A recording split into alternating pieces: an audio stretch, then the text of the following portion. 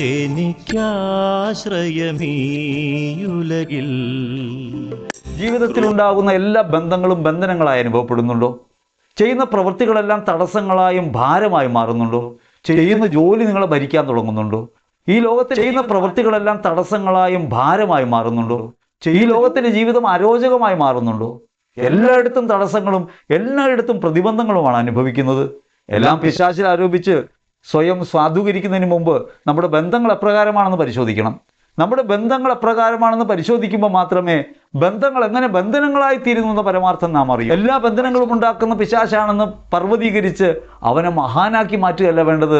നിങ്ങളുടെ ജീവിതത്തിൽ നിങ്ങളുടെ മനസ്സിൽ ഇടപെടുന്ന പ്രലോഭനങ്ങളെ അതിജീവിക്കാൻ നിങ്ങൾ തന്നെ ഒരു നിലപാടെടുക്കണം. ക്രിസ്തുവിലാണോ നിങ്ങളുടെ ബന്ധങ്ങൾ? നിങ്ങൾ ജീവിക്കുന്നത് ക്രിസ്തുവിനെ പ്രതിയാണോ? നിങ്ങളുടെ ജീവിതം മറ്റുള്ളവർക്ക് വേണ്ടി വ്യയം ചെയ്യാനുള്ളതാണെന്ന്, അവരതിനു വേണ്ടിയാണ് ഞാനെന്ന് പരമാർത്ഥത്തിലേക്ക് നിങ്ങളുടെ ഹൃദയം എത്തിച്ചേർന്നിട്ടുണ്ടോ? ഒന്ന് പരിശോധിക്കുക. എന്നിട്ട് വേണം ബന്ധനങ്ങളിൽ നിന്ന് വിമോചനം അനുഭവിക്കാൻ. ഈശ്വരേറ്റവും പ്രിയപ്പെട്ടവരെ, തിരുവിഷ്ട മീഡിയയിലേക്ക് സ്വാഗതം. ബന്ധനങ്ങൾ രണ്ടാം ഭാഗത്തേക്ക് നമ്മൾ പ്രവേശിക്കുകയാണ്. എങ്ങനെയാണ് ബന്ധനമുണ്ടാകുന്നത് എന്ന് നാം അറിയണം. ഒരു ബന്ധം എങ്ങനെയാണ് ബന്ധനമായിട്ട് മാറുക? അത് വസ്തുക്കളോടായാലും മനുഷ്യരോടായാലും ഉള്ള ബന്ധങ്ങൾ എങ്ങനെയാണ് ബന്ധനമായി പരിണമിക്കുന്നത്? ഇതെല്ലാം നമ്മൾ പറഞ്ഞു. നമ്മളാണ് ബന്ധിക്കുന്നത്, നമ്മളെ ആരും ബന്ധിക്കുന്നതല്ല. പൈശാചിക ബന്ധനം എന്ന പേരിൽ നാം പറയുന്നത് മിക്കവാറും നമുക്ക് അജ്ഞാതമായ തടസ്സങ്ങളുടെ കാരണങ്ങളെ ബന്ധനമായി നമ്മൾ വിശേഷിപ്പിക്കുക. എല്ലാം പിശാചിൻ്റെ പ്രവൃത്തിയാണ് നമ്മൾ പറയും. അവനാണ് രാജാവെന്നാണ് ഈ പറയുന്നതിൻ്റെ അർത്ഥമെന്ന് ഇന്നലെ നമ്മൾ പറഞ്ഞല്ലോ. എങ്ങനെയാണ് ഒരു ബന്ധം ബന്ധനമായി മാറുന്നത്? നാം ഒരു വസ്തുവിനെ ഇഷ്ടപ്പെടുമ്പോൾ ആ ഇഷ്ടം അധികരിച്ച് നാം ആ വസ്തുവിൻ്റെ രൂപത്തിലേക്ക് മാറും.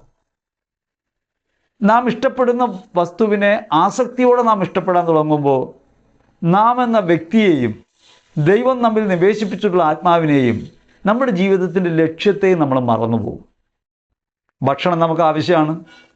പക്ഷേ ഭക്ഷണമാണ് പരമപ്രധാനം എന്ന് വരുമ്പോൾ ഭക്ഷണം മൂലം ഞാൻ ജീവിക്കുകയാണെന്നും എൻ്റെ ജീവനും ജീവിതവുമാണ് വലുതെന്നും ഞാൻ മറന്നുപോകും.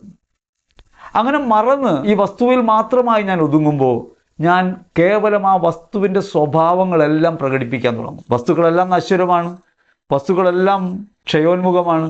അതുകൊണ്ട് ഈ വസ്തുവിലുള്ള നമ്മുടെ അതിർകവിഞ്ഞ ഈ ആസക്തി പൂണ്ട ബന്ധം നമ്മെ ആ വസ്തുവായി പരിണമിപ്പിക്കും, തരം താഴ്ത്തും. ഈ ലോകത്തുള്ള എല്ലാ വസ്തുക്കളെക്കാളും വലുതാണ് നമ്മൾ ദൈവത്തിൻ്റെ മക്കളാണ്. എല്ലാ വസ്തുക്കളെയും നമുക്ക് തന്നിട്ടുള്ളത് നമ്മൾ അവയെ ഉപയോഗിക്കാൻ വേണ്ടിയാണ്. ഇപ്പോൾ ബന്ധങ്ങളൊക്കെ നമുക്ക് പരിശോധിച്ചാൽ അറിയാം. നമ്മൾ വസ്തുക്കളെ സ്നേഹിക്കുകയും മനുഷ്യരെ ഉപയോഗിക്കുകയും ചെയ്യും. വാസ്തവത്തിൽ വസ്തുക്കളെ ഉപയോഗിക്കുകയും മനുഷ്യരെ സ്നേഹിക്കുകയാണ് വേണ്ടത്. നമ്മൾ ഈ പരിധി വിട്ട് വസ്തുക്കളെ നമ്മളെക്കാൾ ഉപരിയായി സ്നേഹിക്കാൻ തുടങ്ങുമ്പോൾ, അല്ലെങ്കിൽ മറ്റുള്ളവരെക്കാൾ ഉപരിയായി നാം കാണാൻ തുടങ്ങുമ്പോൾ, മനുഷ്യനേക്കാൾ ഉപരിയായി എന്തിനെയൊക്കെ നമ്മളങ്ങനെ വിശേഷിപ്പിക്കുന്നുവോ അവയെല്ലാം നമ്മുടെ ജീവിതത്തിൽ തടസ്സങ്ങളായിട്ട് മാറും. നമ്മുടെ ഒരു ജീവൽ സ്വഭാവമാണ്. നമ്മൾ ജീവിക്കുകയാണ്. നമ്മുടെ ജീവിതത്തിലൂടെ നമ്മുടെ ആത്മസാക്ഷാത്കാരം, നാം എന്തെന്നതാണ് പുറത്തേക്ക് വരുന്നത്, അത് വരുന്നത് തടയാൻ ഈ വസ്തുക്കൾക്ക് കഴിയും. അങ്ങനെ ഈ വസ്തുവിൽ നമ്മൾ കുടുങ്ങിപ്പോകുമ്പോഴാണ് നമ്മുടെ ആ ബന്ധം ഒരു ബന്ധനമായിട്ട് മാറുക. വസ്തുക്കൾ ആവശ്യമല്ലേ? പണം ആവശ്യമുള്ളതാണ്. പണം മോശപ്പെട്ട കാര്യമല്ല. പക്ഷേ പണമാണ് ജീവിതത്തിൻ്റെ കേന്ദ്രമെന്ന് വന്നാൽ, പണമാണ് ജീവിതത്തിൻ്റെ ലക്ഷ്യമെന്ന് വന്നാൽ ഞാൻ സ്വാഭാവികമായും പണത്തിൻ്റെ സ്വഭാവത്തിലേക്ക് പോകും. അപ്പോൾ മാനുഷിക ബന്ധങ്ങളെക്കാൾ ഉപരിയായി ഞാൻ പണത്തെ കാണാൻ തുടങ്ങും. പണം എൻ്റെ പേരിൽ ഭരണം നടത്താൻ തുടങ്ങും. ഞാൻ ഈ പണത്തിൻ്റെ സ്വഭാവം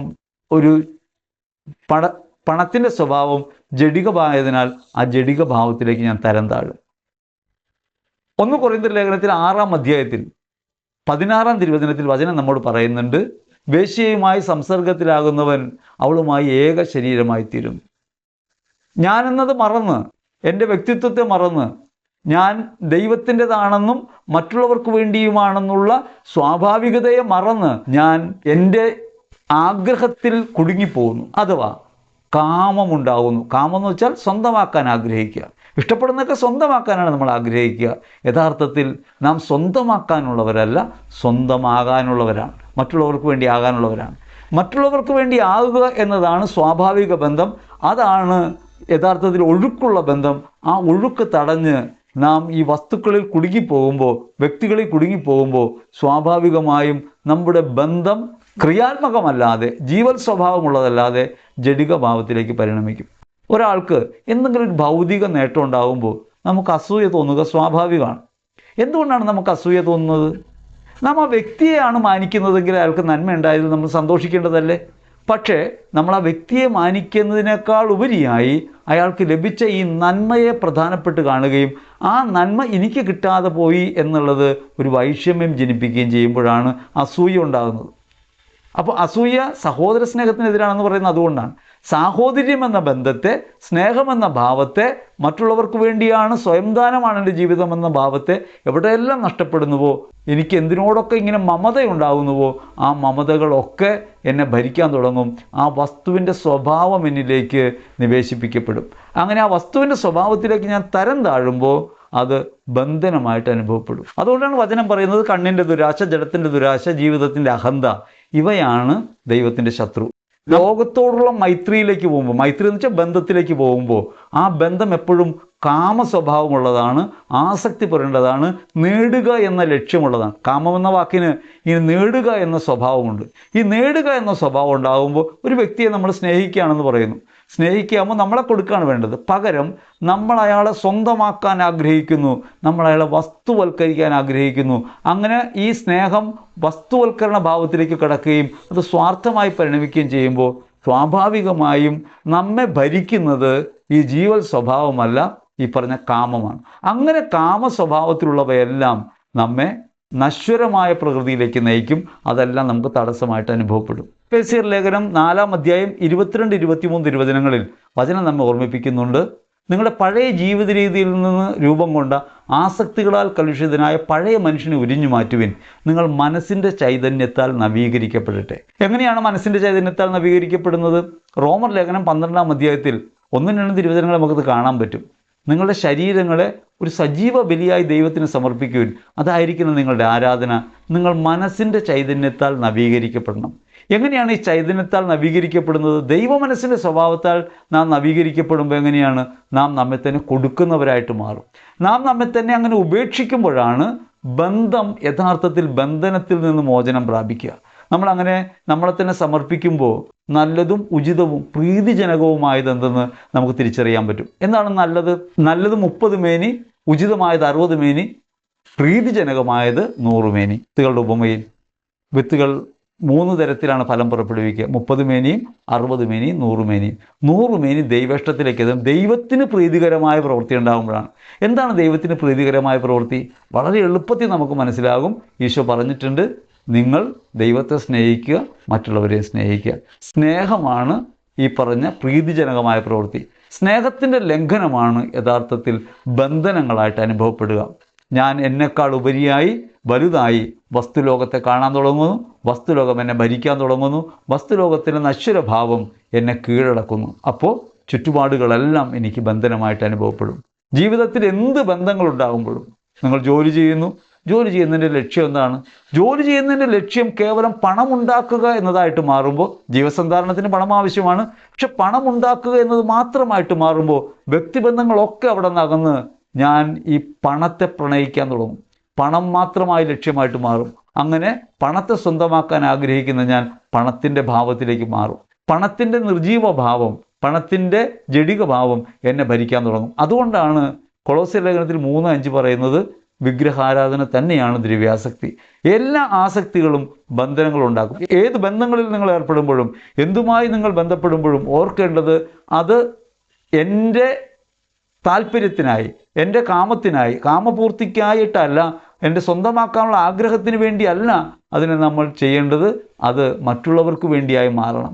അങ്ങനെ മറ്റുള്ളവർക്ക് വേണ്ടിയായി മാറുമ്പോഴാണ് ഭൗതികതയിൽ നിന്ന് ആത്മീയതയിലേക്ക് നമുക്ക് പ്രവേശിക്കാനും കഴിയുക. ഈശ്വരേറ്റം പ്രിയപ്പെട്ടവരെ, അതുകൊണ്ട് നിങ്ങൾ നിങ്ങളുടെ എല്ലാ ബന്ധങ്ങളെയും പരിശോധിക്കുക. നിങ്ങൾ മറ്റുള്ളവരുമായുള്ള ബന്ധത്തെ, വ്യക്തിപരമായ ബന്ധങ്ങളെ, വസ്തുക്കളുമായുള്ള ബന്ധങ്ങളെ, ലോക താല്പര്യങ്ങളെ, എങ്ങനെയാണ് നിങ്ങൾ ഈ ലോകത്തെ കാണുന്നത്, എങ്ങനെയാണ് ലോകത്തോട് ബന്ധപ്പെടുന്നത്, എന്തിനു വേണ്ടിയാണ് നിങ്ങൾ നിലകൊള്ളുന്നത് എന്ന് മനസ്സിലാക്കി നിങ്ങൾ ജീവിക്കുന്നത് ദൈവത്തിനും ദൈവത്തെ പ്രതി മറ്റുള്ളവർക്ക് വേണ്ടിയുമാണ് എന്ന യാഥാർത്ഥ്യത്തിലേക്ക് എത്തിച്ചേർന്നാൽ നിങ്ങളുടെ ജീവിതം ബന്ധന വിമുക്തമാവും. ക്രിസ്തുവിൽ നിങ്ങൾക്ക് വിജയം വരിക്കാൻ കഴിയും. നിങ്ങൾ ചെയ്യുന്ന പ്രവൃത്തി അപ്പോൾ നിങ്ങളെ ഭരിക്കില്ല. നിങ്ങളെ ഭരിക്കുന്നത് ദൈവമാകും, സ്നേഹമാകും. നിങ്ങൾ ചെയ്യുന്ന പ്രവൃത്തി ഫലം പുറപ്പെടുവിക്കും. ആ ഫലം പുറപ്പെടുവിക്കുന്നതിലൂടെ നിങ്ങൾക്ക് ലഭിക്കുന്ന ഭൗതിക നേട്ടങ്ങളെക്കാൾ അധികമായി ആത്മസാക്ഷാത്കാരത്തിൻ്റെ വഴിയിലേക്ക് നിങ്ങൾക്ക് പ്രവേശിക്കാൻ കഴിയും. നിങ്ങൾ ചെയ്യുന്ന പ്രവൃത്തികളൊക്കെ രക്ഷാകരമായിട്ട് മാറാൻ തുടങ്ങും. അപ്പോൾ ഹൃദയം ആനന്ദിക്കാൻ തുടങ്ങും. ഭൗതിക നേട്ടങ്ങളല്ല നമ്മെ ആനന്ദിപ്പിക്കുന്നത്, അത് ദൈവിക ബന്ധമാണ്. ആ ദൈവിക ബന്ധത്തിലേക്ക് വരാൻ ശ്രമിക്കുകയാണ് യഥാർത്ഥത്തിൽ വേണ്ടത്. ബന്ധനമെന്ന് പറയുന്നത് പുറമേയുള്ളൊരു ബാഹ്യശക്തി നമ്മുടെ മേൽ ചെലുത്തുന്ന സ്വാധീനമാണെന്ന മിഥ്യാധാരണയിൽ നിന്ന് ഞാൻ മറ്റുള്ളവയുമായി ബന്ധപ്പെടുമ്പോൾ എന്നിലുണ്ടാകുന്ന സ്വന്തമാക്കാനുള്ള ആഗ്രഹത്തെയും ആസക്തിയുടെ കെട്ടുകളുമാണ് എന്നെ വീഴ്ത്തുന്നതെന്ന് തിരിച്ചറിഞ്ഞാൽ സ്വതന്ത്രമായി നമുക്ക് ജീവിക്കാം. ബന്ധന വിമുക്തരായി നമുക്ക് ജീവിക്കാൻ പറ്റും. നിങ്ങളെ ഭരിക്കുന്നത് ക്രിസ്തുവാണ്. നിങ്ങളെ ഭരിക്കുന്നത് സ്നേഹമാണെങ്കിൽ നിങ്ങൾ ബന്ധിതരല്ല, വിമോചിതരാണ്. നിങ്ങൾക്ക് ലോകത്ത് സുവിശേഷമായി മാറാൻ കഴിയും. ദൈവം നിങ്ങളെ അനുഗ്രഹിക്കട്ടെ. ആമേൻ.